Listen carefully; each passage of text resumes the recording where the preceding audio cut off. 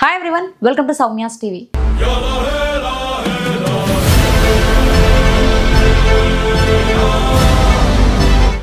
జగిత్యాల జిల్లా కొరుట్లలో ఒక దారుణమైన ఘటన అయితే చోటు చేసుకుంది.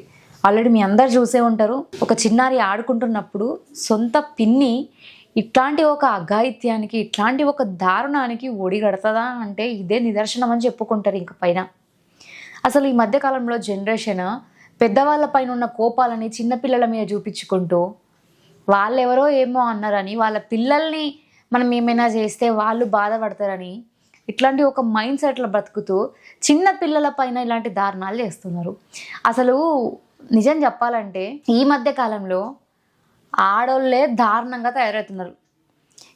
ఆడోళ్ళే ఇట్లాంటి దారుణాలకు ఒడిగట్టుకుంటా, ఇంకొకరిని లవ్ చేసుకుంటా, ఒకరితో పోకుంటా, ఫోన్లు మాట్లాడుకుంటా, ఇంకొకరిని కార్లల్లో పోతూ, ఇల్లీగల్గా వేరే వాళ్ళతో అఫైర్స్ పెట్టుకుంటూ, ఇలాంటివన్నీ చేసుకుంటూ తీరా వస్తే ఇన్నోసెంట్గా ఉన్న అమ్మాయిల్ని కూడా అరే వీళ్ళు కూడా ఇట్లానేమో అని అనుమానపడేలా అవుతున్నాయి కొంతమంది చేసే పనులు. ఇందులో ఒక అమ్మాయి 5 years ఉన్న అమ్మాయి ఆడుకోవడం కోసం బయటికి వెళ్ళారు.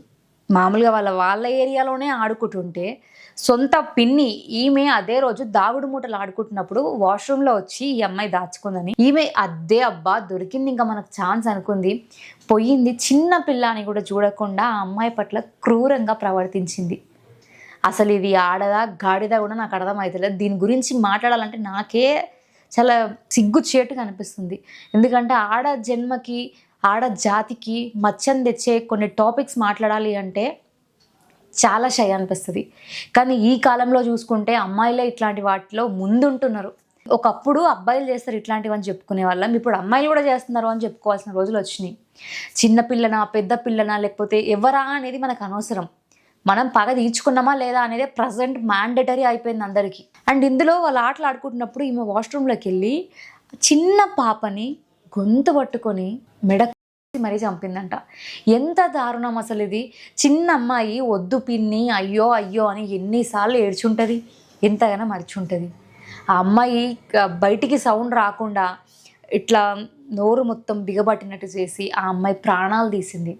ఆ అమ్మాయి ప్రాణాలు తీసి మళ్ళీ వాళ్ళ పేరెంట్స్ వచ్చి ఆ అమ్మాయి కనిపిస్తుంది అంతా వెతికిన తర్వాత లాస్ట్కి తీసుకొని హాస్పిటల్కి వెళ్తే ఈమె ఏం చేస్తుంది, నంగనాచిలాగా వచ్చి జితులమారి నక్కలాగా పక్కనకు వచ్చి ఏడుపులు ఏడుస్తుంది. ఆమెకేం తెలియదు అన్నట్టు, ఏదో పాపం ఆ పాప పైన ఈమెకు చాలా కన్సర్న్ ఉంది, చాలా బాధపడుతున్నట్టు ఎట్లా ఏడ్చిందంటే అబ్బబ్బబ్బా ఆస్కార్ అవార్డు ఇచ్చిన తప్పులేదు ఈమెకి, అంత బాగా యాక్ట్ చేసింది. మరి పోలీసులు ఊరుకుంటారా? వెంటనే డాగ్స్ని పిలిపించిరు, స్మెల్ అవన్నీ చెక్ చేసి ఈమెను పట్టుకున్నారు. పట్టుకున్నాక ఈమె చెప్పిన నిజాలు ఏందో తెలుసా?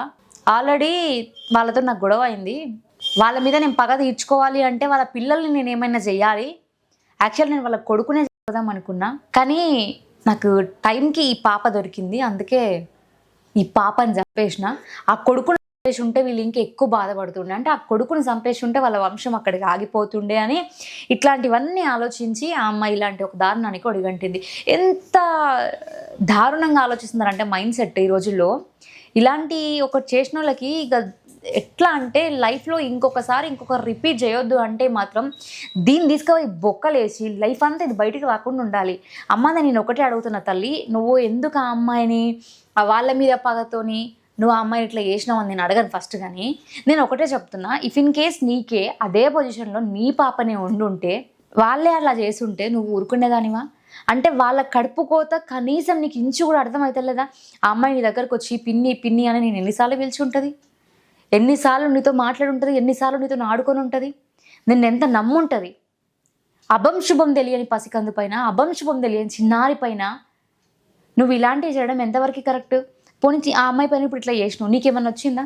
పోయి జైల్లో కూర్చున్నావు, ఏం చేసుకుంటావు జైలు లైఫ్? నువ్వు భూమి మీద బతికి ప్రాబ్లమ్స్ వస్తే వాటిని సార్ట్అవుట్ చేసుకోండి. లేదు నీకు వాళ్ళతో పడతలేదు, వాళ్ళ మీద కోపమే ఉంది అనుకుంటే నువ్వు అక్కడి నుంచి వెళ్ళిపో దూరంగా. అంతే తప్ప వాళ్ళ దగ్గరనే ఉండి ఇలాంటివి చేసుకుంటూ నంగనాచిలాగా ఏడ్చుకుంటూ జితులమారి నక్కలాగా వ్యవహరించుకుంటూ అనవసరంగా ఒక చిన్నారిని పొట్టన పెట్టుకున్నావు. ఈరోజు నీ పిల్లలు నీ భర్త ఈరోజు నీతో ఉన్నారా? లేరు. బతికినంత కాలం ఆ పిల్లలు మీ అమ్మ ఎవరు అంటే మా అమ్మ జైల్లో ఉంది, ఎందుకు ఉంది అంటే ఒక అమ్మాయిని చంపేసింది, పిన్ని వరుస అవుతుంది ఈమె అని చెప్పి వేరే వాళ్ళు చెప్పుకుంటే జాగ్రత్త, రేపటి రోజు నీ తల్లి నీ మీద కోపం వస్తే నిన్ను కూడా అట్లనే చేస్తుందేమో అని అంటే ఎంత సిగ్గుచేటు. ఇట్లాంటి ఒక పేరు తెచ్చుకోవడం అవసరమా? ఆడ జన్మ అంటే అసలు ఇంటికి ఆడపిల్ల మహాలక్ష్మి అంటారు.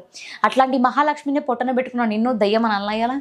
వద్దులే, దయ్యమన్నా నీకంటే మంచిదని చెప్పుకోవాలేమో మరి. ఇప్పుడు అంత దారుణంగా ఉన్నావు నువ్వు అయితే. కానీ ఇట్లాంటి జ్యేష్ఠులకు మాత్రం శిక్షలు చాలా కఠినంగా ఉండాలి. నెక్స్ట్ టైం ఇంకోసారి రిపీట్ చేయొద్దు.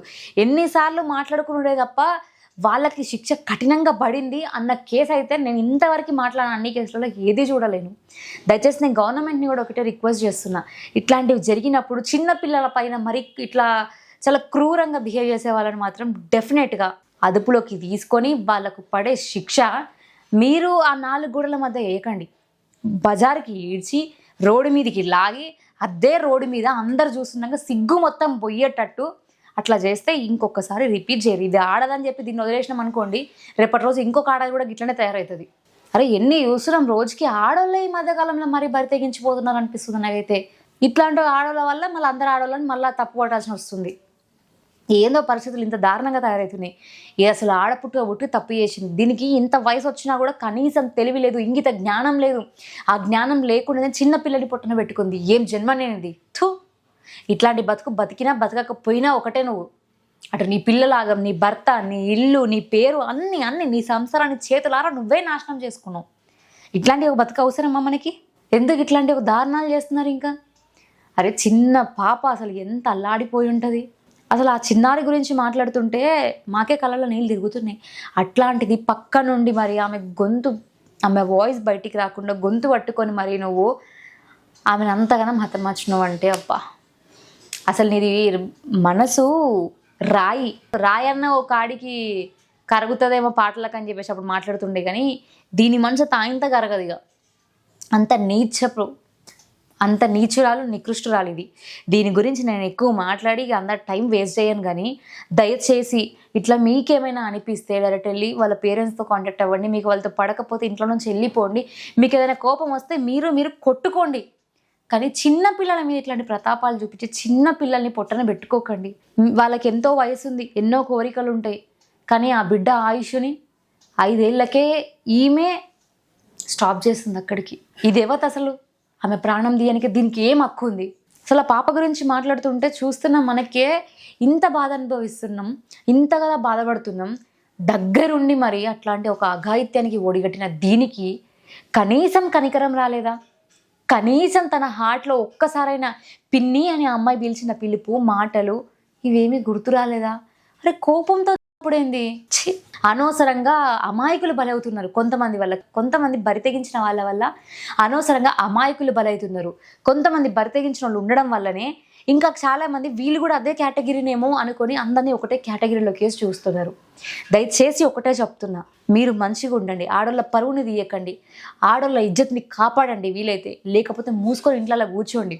కానీ ఇట్లా ఆడ జన్మెత్తి ఆ జన్మకి మచ్చ తెచ్చి అందరిని నెగిటివ్ చేసే ప్లాన్లు మాత్రం ఎవ్వరూ చేయకండి అమ్మ.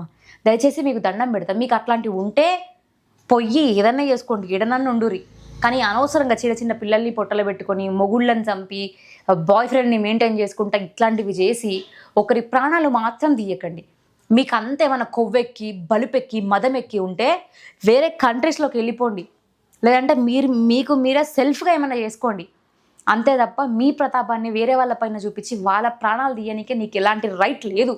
ఇఫ్ ఇన్ కేస్ అట్లా తీస్తే మాత్రం ఫస్ట్ సోషల్ మీడియాలలో వీళ్ళ ఫోటోలు వేసి హల్చల్ చెయ్యిరి. అంతకుమించి ఏం చెప్పలేము. ఈ గాడిద గురించి నేను ఎక్కువ మాట్లాడను ఇంకా.